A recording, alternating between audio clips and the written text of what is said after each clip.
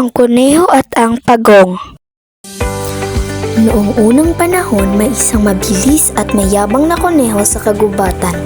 Palagi niyang tinatawanan ang mabagal na pagong. Ha ha ha, ang bagal mo naman, wala kang mararating yan.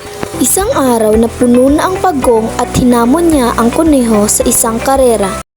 Talaga ba, kuneho? Kung ganyan ang gusto mo, pwede tayong magsubukan.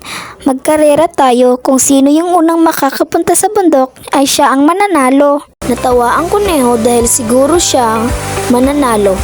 Ha ha ha, talaga ba, pagong? At sigurado na ako yung mananalo dahil mabilis pa ako kaysa sayo. Umayag siya at nagtipon ang mga hayop upang manood. Nang magsimula ang karera, mabilis na tumakbo ang kuneho at agad na naiwan ang pagong.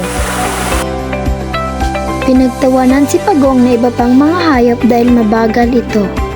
Ha ha ha! Ang bagal niya naman. Oo nga! Ngunit hindi ito pinansin ni Pagong. Dahil malayo na ang lamang niya, nagpasya ang kuneho na magpahinga muna sa ilalim ng puno.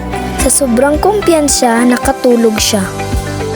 Samantala, ang pagong ay tuloy-tuloy lamang sa paglalakad. Hindi siya tumigil at hindi sumuko kahit mabagal siya. Nalampasan niya na ang kuneho na mahimbing ang tulog. Hanggang sa makarating ang pagong sa finish line.